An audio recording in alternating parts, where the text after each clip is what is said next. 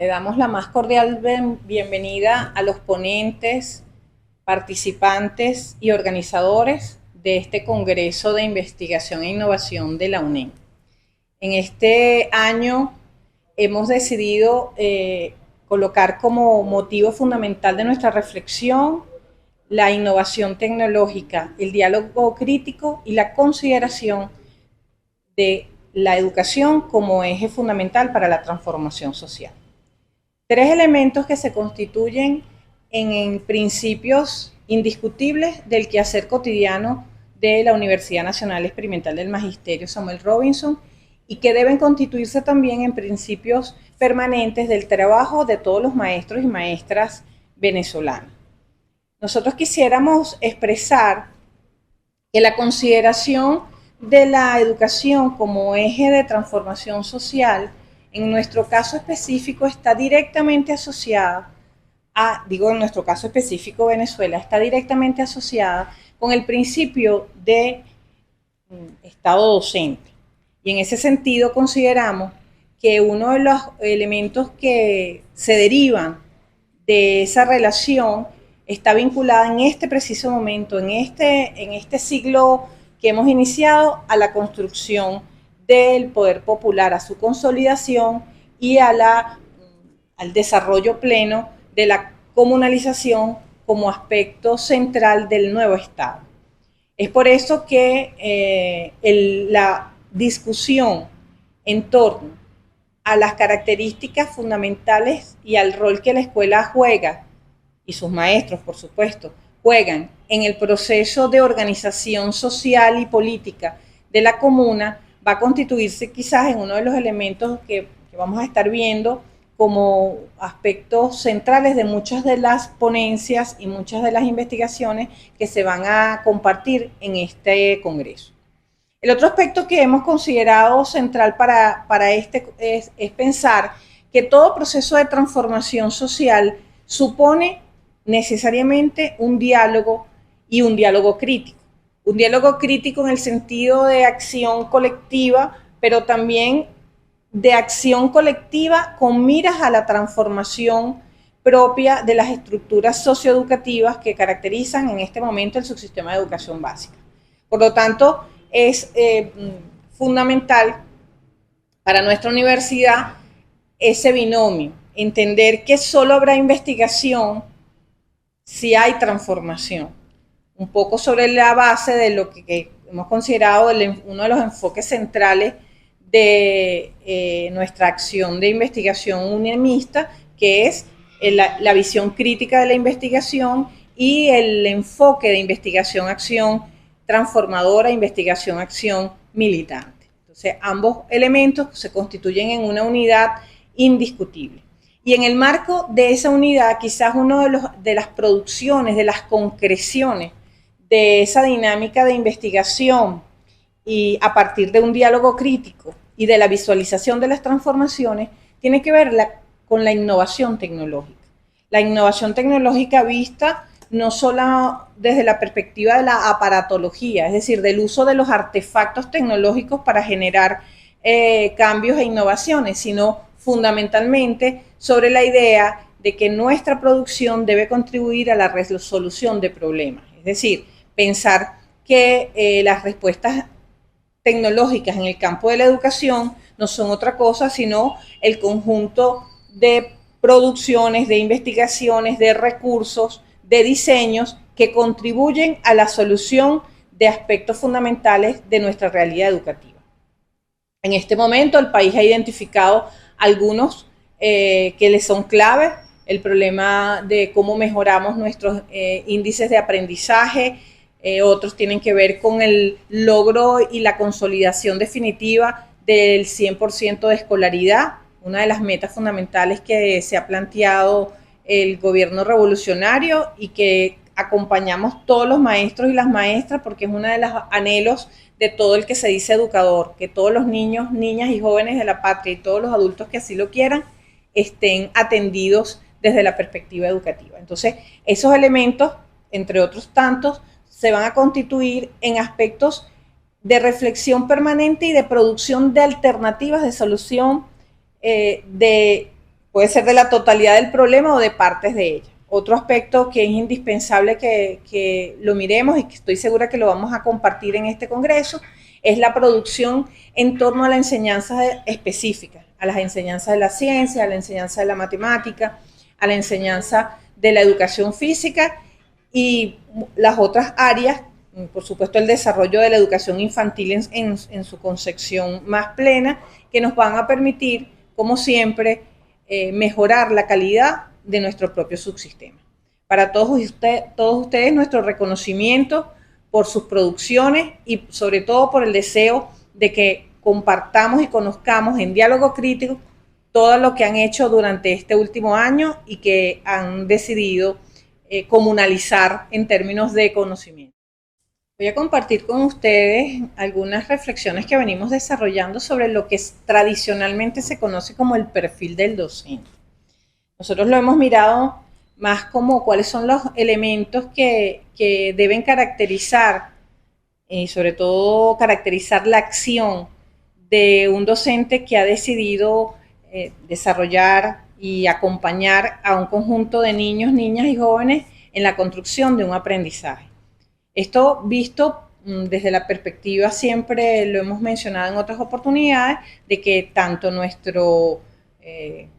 ley orgánica de educación como los últimos documentos curriculares que hemos generado en el país nos colocan en la idea de una concepción de aprendizaje vinculada a la construcción social del conocimiento. Entonces, ese va a ser uno de los elementos centrales desde donde vamos a estar reflexionando sobre el perfil. Otro de los aspectos que quisiéramos señalar está directamente relacionado con las exigencias o los requerimientos que la propia dinámica socioeducativa de los países le colocan al maestro, en el sentido de cuáles son los retos y desafíos que en la construcción de una sociedad están previstos para el hecho educativo en sí mismo. Por lo tanto, por derivación, se convierten en el conjunto de habilidades que tenemos que desarrollar para asumir esos retos y poder contribuir con la formación ciudadana de nuestros niños, nuestras niñas y nuestros jóvenes. Esto también tendríamos que ubicarlo, tenemos que decir que está vinculado a una idea central. En el país en algún momento se ha dicho con mucha fuerza que el currículum es todo. Cuando decimos que el currículum es todo, ¿a qué nos estamos refiriendo? Básicamente las investigaciones apuntan a que nos estamos refiriendo a tres cosas fundamentalmente. Por supuesto, el plan de estudio. El otro aspecto tiene que ver con los recursos educativos que utilizamos para desarrollar el proceso de enseñanza, y un aspecto que es central es, dentro de ese currículum, a las características de la formación docente que se desarrolla y, por supuesto, al perfil que los programas de formación docente apuntan en términos de habilidades, de potencialidades, de capacidades o de competencia, dependiendo de cuál sea el enfoque curricular que se haya asumido, que se desarrollan en los estudiantes que están inscritos en programas de formación docente. Y también, por supuesto, en programas de formación permanente o de formación continua. Entonces, en relación a esos elementos, me gustaría precisar que creo que hay tres grandes áreas digamos, donde debemos insistir y debemos clarificar cuáles son nuestras exigencias. La primera es en torno a una gran categoría que es un buen docente o un docente que necesario,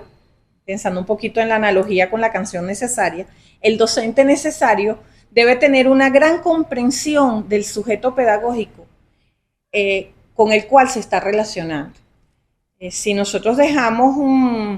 si nos anclamos en teorías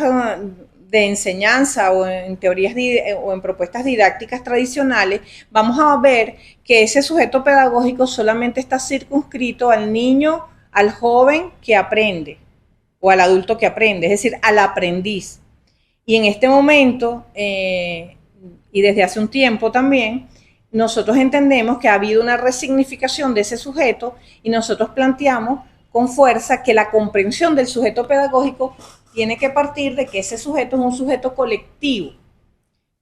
donde están, por supuesto, los niños, las niñas y los jóvenes que asisten a nuestras aulas, que asisten a nuestros espacios de aprendizaje, pero que esos niños no están fuera de una lugarización específica. Entonces nosotros decimos que el nuevo sujeto pedagógico es ese niño, esa niña, su familia y su comunidad. Si durante mucho tiempo hemos trabajado la idea de que eso es una relación que debe permanecer, debe estar presente dentro de la escuela. Pero lo que estamos proponiendo en este instante es que estamos resignificando el propio sujeto pedagógico. Y con esto lo que quiero decir es que cuando pensamos la enseñanza del niño, de la niña y del joven, lo tenemos que pensar y nuestra acción debería alcanzar de alguna manera a su familia y a su comunidad. El segundo aspecto de esa gran categoría, de esa gran comprensión del sujeto pedagógico con el que trabajamos, está asociada a la característica de sujeto político de la infancia y digamos, de los infantes y de las juventudes. Lo decimos en plural, porque ya queda claro, ya para todos debería estar muy claro, que si bien es cierto que el niño es objeto de elementos de protección, es objeto de, bueno, por supuesto, de una acción pedagógica y también es objeto de un amparo en términos de políticas públicas, nosotros tenemos que decir que él, con su accionar diario, también transforma la sociedad en la que está inmerso. Es decir, que él coloca también elementos para esa propia dinámica sociopolítica, sociocultural y socioeducativa que se genera en los propios espacios. Entonces, eso es un elemento central porque nos permite superar lo que hemos conocido como el adultocentrismo, es decir, la idea de que las propuestas de los adultos, sin consulta a ese joven, sin protagonismo de ese niño y de esa niña, pueden resolver los problemas educativos. Entonces, superada esa idea, un buen maestro tiene que comprender que debe abrir dentro de sus espacios de interacción educativa espacios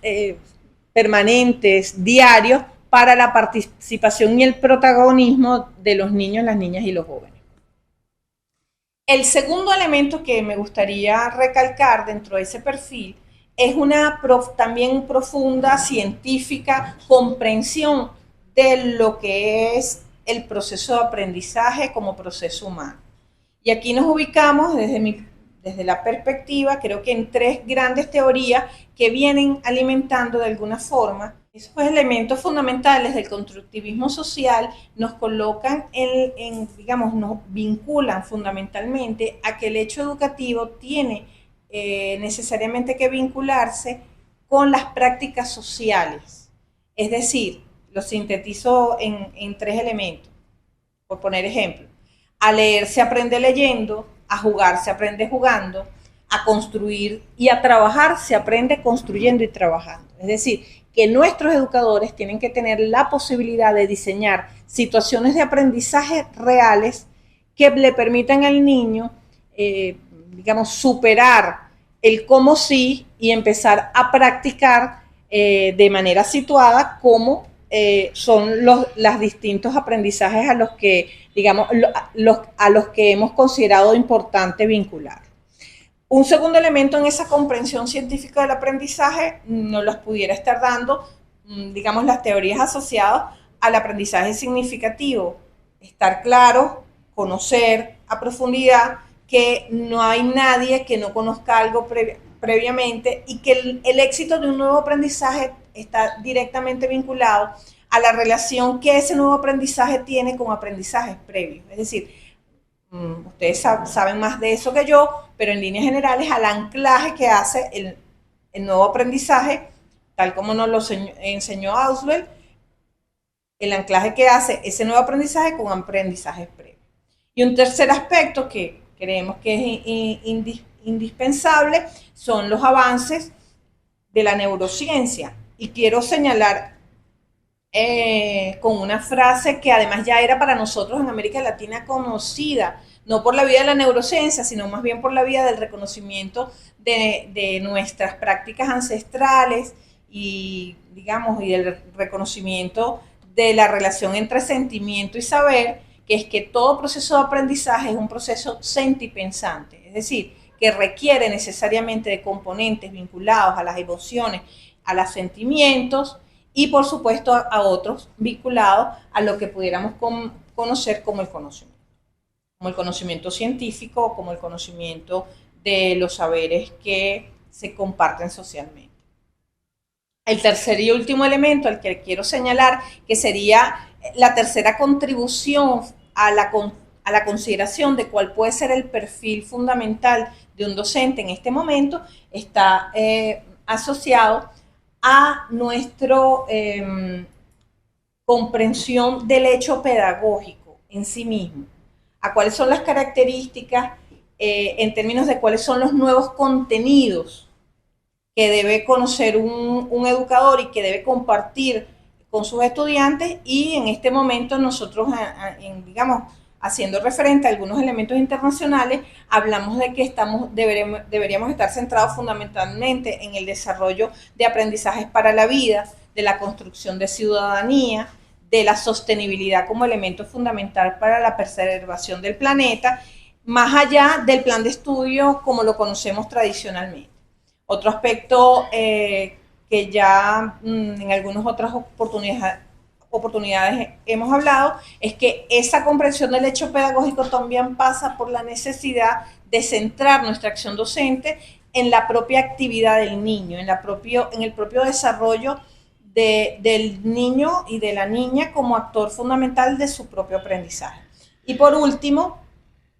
una vinculación consciente de los recursos para el aprendizaje y sobre todo de los recursos educativos que vienen derivándose de las tecnologías de la información y la comunicación, una apropiación crítica de esos recursos, una selección muy pensada de esos recursos y un favorecimiento a aquellos que pueden vincular al niño, a la niña y al joven con procesos que son fundamentales como la lectura crítica, las matemáticas para la vida, la consideración de la ciencia como una fuente indiscutible de conocimiento y el desarrollo de nuestra propia identidad como un proceso indispensable para la construcción de un país soberano e independiente. Creo que con estos elementos sintetizo algunas de las reflexiones que venimos haciendo sobre cuáles son las áreas desde donde debemos mirar esa cosa que se llama perfil del docente. Muchísimas gracias.